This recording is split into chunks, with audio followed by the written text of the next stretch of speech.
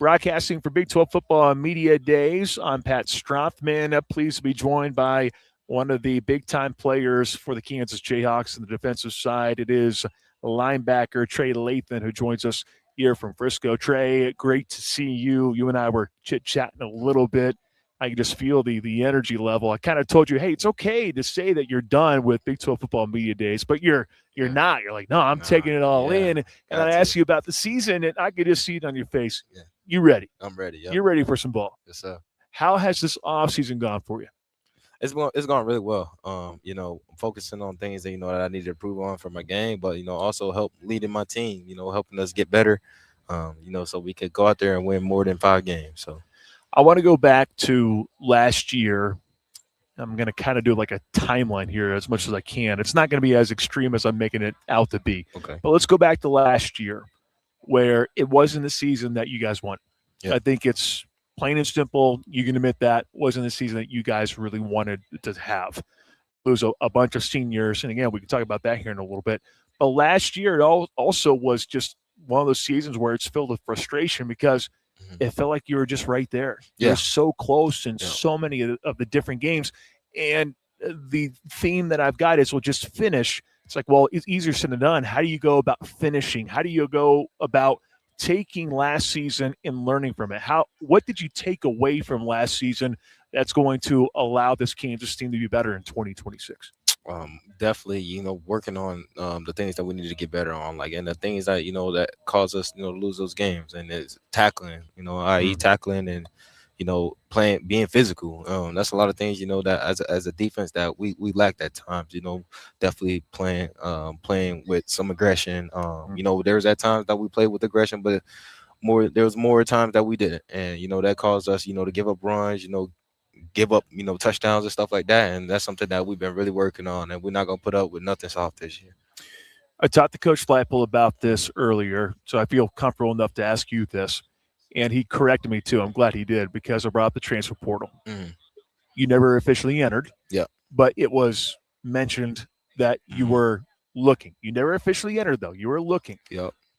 What was going through your mind throughout that process? It was just, I just had a couple of conversations, and I just, felt sometimes, in my heart that, I wanted to, to elevate my game a little bit more, and I really wasn't really considering Kansas, to elevate my game, but Kansas, just like any other program, they're gonna put my name on the map, and it's something that I at the end of the day, I realized that Kansas, just like any other program, no matter what logo it is, Kansas is as big as any other. So, well, Coach brought up a good point about how at the end of the year, when the transfer portal is open, you're getting guys when they're most vulnerable. Yeah. And it's such an important thing to talk about. And after having this season like last year, it's pretty easy to just sit there and go, yeah, man, you know what? As you brought up, you came to the conclusion that Kansas is the best place for Trey Lathan, who's trying to go on and do bigger and better things. Yeah. What were the conversations like with the coaching staff during that time? It was good. They were really respectful, of how I felt, going into it. And, we just we just had an open line of communication. And, that's one of the reasons I came back. They didn't judge me for my decision. They weren't, MFing me to death or nothing like that. So, it was good, but they were really respectful, throughout the whole process, and I ended up coming back. So, yeah, I mean, that's the thing. After making that decision, of course, there hasn't been a down of football played yet in 2026, but it feels like right now you feel confident that this is the place for me. Yes, sir. Good to know. All right, so here you are now gearing up for this season. A lot of new faces when you lose the amount of guys that you did on the defensive side, but also just team-wise, just in general. You lose so many different individuals. And last year defensively, some moments where it looked good, some moments that wasn't the case, but that's the whole trying to get better, be more consistent on a regular basis. Here you are now coming back, and I told Coach Leipold, Trey Lathan, the heartbeat. That's what Trey Lathan is. As a guy who's in your position, who is trying to command and get guys in the right spot and kind of being that guy, how much pride have you taken in the leadership role? How big of a deal has that been for you here Mhm. in the offseason? I mean, it's been really big, especially being the Mike linebacker. Yeah. Being able to call those plays, and then guys gonna look up, guys gonna look up to me, ask me questions, and it's just something that wanting to be a linebacker at the next level. And I feel like it's mandatory that you be a leader, and that's just the biggest part of it. And it's just embracing that. It's gonna suck sometimes. Mm. Embracing that, like you're gonna have to hold your teammates accountable, no matter if you knew this guy for 5 years or one day. It's definitely something that you gotta take pride in. How is Bam Crouch by your side? I asked Oh that question to coach earlier.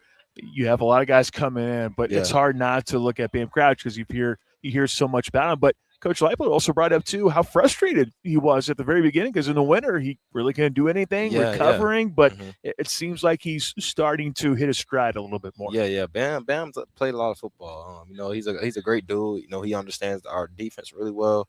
Even coming in, being here for 5 or 6 months. Whatever, how many times, how many months it's been, but he's been good. He's a level headed guy. Who's gonna go out there. He's gonna compete. He's gonna give it his all. So. Mm.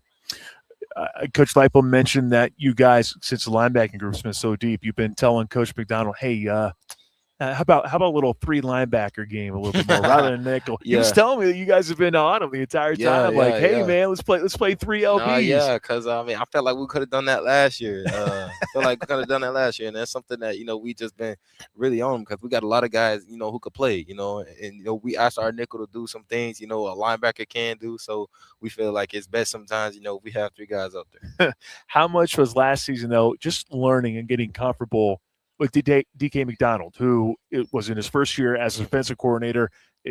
It's going to be a process. Yeah. It's not going to be something that instantaneously, boom, defense is ready to rock and roll. Yeah. It takes time. Mm. So, how much more comfortable are you here for this season with DK McDonald being in his second year as DC? Way more comfortable than last year. We didn't really know each other that well. They got to really know me, once football started. But it's really good. Coach DK, he's a great guy, and we love having him as our DC, and we feel like he can help us, win a lot more games this year, and being able to understand his scheme a lot better is Mm. definitely a blessing for us. Yeah, no doubt. Up front, of course, linebacking wise, you're a middle linebacker. You might get sent on some blitzes from Yeah, time to time, but primarily you're looking at Leroy and you're looking at yeah, Blake. You're looking at those guys up yeah, ahead of you that try to, well, just gobble up some linemen so you can go out there and get a dude, blow a dude up in the yeah. in the hole and whatnot. But I feel like last year you see Leroy taking a big step, and it feels like this year you want to build on that even more. How important is it to generate a pass rush? And as a linebacker, how Yeah. do you go about maybe kind of helping that out in that role as well? It's definitely important because it gives our guys on the back end a little bit more time whatever to cover their man. It makes it a lot more easier on them, and just Mm. me being able to help. If I'm able to blitz a lot more this year, or being an effective blitzer, it's gonna help them guys a lot. It's gonna help our team, and things like that. Rushing the passer and sacks, in TFLs, they win football games. So that's gonna help us a tremendous amount. How important is it too to also create more turnovers here Oh, for very 26? important, very important. Takeaways and explosives. They win football games. Not giving an offense the opportunity to score is Mm. that's gonna win football games. As a defensive guy, I go back to last year, and yes, there were ups and downs, but Coach Leipold, we were reminiscing a little bit about what took place in Orlando. Goal line stand Yeah, taking place, just insane. I'm sure in someone in your position, you're yeah, just like, ain't nothing better as a yeah, defensive minded player, right? yeah, To have that type of stand. yeah. That was like the highlight of our season. That right there, just stopping them on the 1 yard line was definitely the highlight of our season. Okay, right on. All right, as we turn our attention to 2026, in order for Kansas football to have a successful season, what are some things that need to happen in order for Kansas to take a big leap here in 2026? Finishing football games. That's the biggest thing. If in order for us to take the next leap and to get our program, on an even bigger stage, just finishing football games. That's gonna really, amp us up, and get us those wins, and extend our season just more than 12 games. You excited for London? That's been the number one question I've asked every KU Yeah, guy, and it's been so fun because you have gigantic Calvin Clements, who's yeah, 6'7", 330 pounds, just a built dude. And I'm like, dude, I made a long trip as a 6'7" dude. And yeah, I don't have NFL draft prospects like he does. You know yeah, what I mean? But like thinking of him going to London, I'm like, that's got to be so uncomfortable. And then there's Leroy, who's like, I just want to see a double decker bus. Like that's all he wants to do. He just wants to see a double decker bus. And I'm like, man, you keep it so simple. So you pumped for a little trip to London across yeah, the pond? yeah. I'm definitely excited, and being able to do that with my teammates, be able to create those memories, overseas.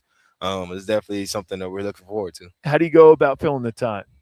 That's what I want to know. How you go about filling the time, like 8 to 10 hour trip? Are you watching movies? Are you jamming out the music? Or are you Man, just sleeping the hopefully, entire time? well, we're gonna fly through the night, so hopefully, guys be a little bit tired, and then that's gonna help us. But like, just I kill time personally, just watching the movie for like the first 3 hours, and then tiring myself out, and then hopefully waking up when the landing gear come out. So yeah, I mean, bless your heart being able to sleep on a plane. I can't. I can't sleep yeah, on a plane. Can't sleep on a bus. Like I'm screwed. I'm hopeless. So I have a feeling though you're looking forward to something more than a double decker bus over there. Though. yeah, most definitely, Like yeah, Big Ben. Like yeah, most yeah, people say Big Ben Tower. No, yeah, just a double decker bus. yeah.